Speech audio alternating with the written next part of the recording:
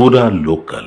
ఏ రకంగా గోదావరి నీళ్లు కృష్ణాకు తరలించాలని ఇంజనీర్లు కాదు, కేసీఆర్ గారే స్వయంగా మైక్ పట్టుకొని, మీకు తెలుసు కదా మన ముఖ్యమంత్రి గారు మరి అపరిచితుల్లాగా అన్నీ చేస్తాడు. అంటే పాత ముఖ్యమంత్రి అపరిచితుల్లాగా అన్ని, ఇంజనీర్ ఆయన్నే, అడ్మినిస్ట్రేటర్ ఆయన్నే, సైంటిస్ట్ ఆయన్నే, మేధావి ఆయన్నే. కాబట్టి ఆయన ఆ రోజు అన్న మాటలు మనం గుర్తుపెట్టుకోవాలి. ఆయన చాలా స్పష్టంగా ఈ యొక్క కృష్ణాకు సంబంధించినటువంటి బేసిన్ మనం డెవలప్ చేసుకోవాలి, రక్షించుకోవాలి అనేటువంటి దృక్పథంతో ఆయన చెప్పిన విషయాలు నేను ఒక్కసారి, ఇవన్నీ మీ పేపర్లో మీరు రాసినవి, మీరే సాక్ష్యం దీనికి, నేను కాదు, మీరు రాసిన పేపర్లో ఇవన్నీ అన్ని పేపర్లలో ఉంది. ఒకదాన్ని చదువుతా నేను. పక్కనున్న రాష్ట్రాలు పరస్పరం సహకరించుకోవాలని మేము మొదటి నుంచి కూడా భావిస్తున్నాం, కేసీఆర్ గారు చెప్పిన మాట. నేను స్వయంగా మహారాష్ట్రకు వెళ్ళి అక్కడ ముఖ్యమంత్రి దేవేంద్ర ఫడ్నవీస్ని కలిసి దశాబ్దాలుగా ఆంధ్ర మహారాష్ట్రకు సంబంధించిన సమస్యకు పరిష్కారం కనుగొన్నాను. వివాదాలు పరిష్కరించుకోవడం వల్ల రెండు రాష్ట్రాలకు మేలని భావించాం. అదేవిధంగా ఈ యొక్క గోదావరి నది జలాల విషయంలో కానీ, కృష్ణా నది జలాల విషయంలో కానీ రెండు రాష్ట్రాలకు మేలు జరిగేలా వ్యవహరిద్దాం. గోదావరి నది నుంచి ఏటా 3500 టీఎంసీల నీళ్లు సముద్రంలో కలుస్తున్నాయి. తెలంగాణ గరిష్టంగా 700 నుంచి 800 టీఎంసీలు మాత్రమే వాడుకోగలదు, వాడుకుంటున్నది కాదు, వాడుకోగలదు. మిగతా నీరంతా ఆంధ్రప్రదేశ్ రాష్ట్రం వాడుకునేటువంటి వీలుంది. ప్రకాశం బ్యారేజ్ ద్వారా సోమశిల వరకు గ్రావిటీతో గోదావరి నీటిని పంపించవచ్చు. దీంతో యావత్ రాయలసీమ సస్యశ్యామలం చేయవచ్చు. కేవలం 2 లిఫ్ట్లతో గోదావరి నీళ్లను రాయలసీమకు పంపించవచ్చని కేసీఆర్ చెప్పారు. ఎవరు చెప్పారు? ఇద్దరు కలిసి కూర్చొని చెప్పిన మీటింగ్, మీరు ప్రెస్ కాన్ఫరెన్స్లో. కాబట్టి ఎక్కడ కూడా భేషజాలు ఉండొద్దు, మనకు ఎవరు కూడా చెప్పాల్సిన అవసరం లేదు. భేషజాలు లేవు, బేసిన్ల గొడవ లేదు అని చెప్పిన విషయం. భేషజాలు లేవు, బేసిన్ల గొడవలు లేవు, అపోహలు లేవు, వివాదాలు అక్కరలేదు. వివాదాలు కావాలనుకుంటే మరో తరం వరకు కూడా నీళ్ళు ఇవ్వలేము.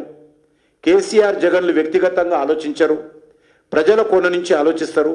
ప్రజలు నాకు నమ్మి మాకు కొట్టేశారు, వారికి మేలు చేయడమే మా బాధ్యత. రెండు రాష్ట్రాలు కలిసి నడిస్తేనే ప్రగతి.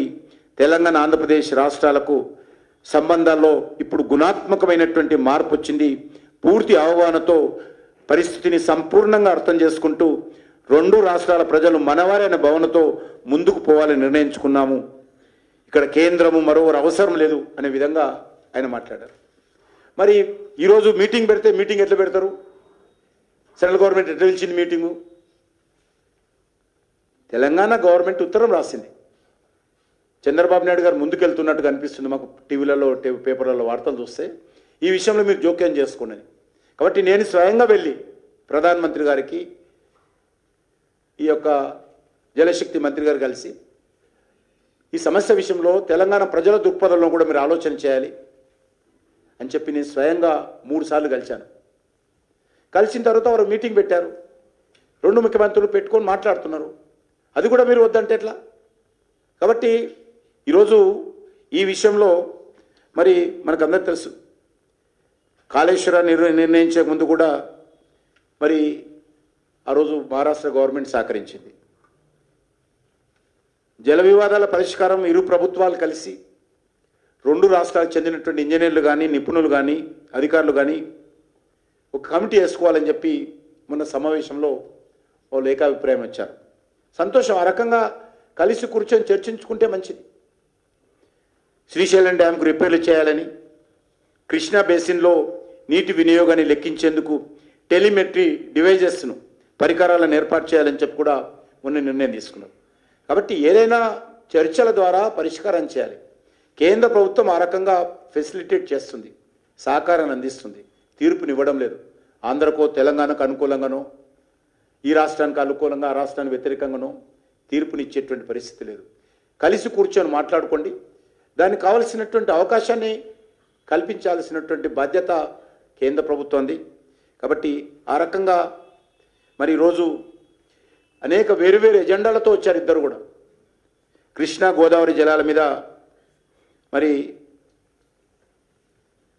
అలా వేరే ఎజెండాలు వచ్చినప్పుడు కూడా శాశ్వత పరిష్కారం కూడా చేసుకోవాలని చెప్పి కేంద్ర ప్రభుత్వం చెప్పింది. ఆ విషయంలో మరి కొంత అందరూ కూడా ఏకాభిప్రాయంతో రాజకీయ పార్టీలు అల్టిమేట్గా మనము ప్రజలకు మేలు చేయాలి. ఎక్కడైతే కరువు ప్రాంతాలు ఉన్నాయో, ఎక్కడైతే సాగునీటి సౌకర్యం లేని ప్రాంతాలు ఉన్నాయో అక్కడ నీరు అందించేటువంటి ప్రయత్నం చేయాలి. వెనుకబడిన ప్రాంతాలకు నీరు అందించేటువంటి ప్రయత్నం చేయాలి.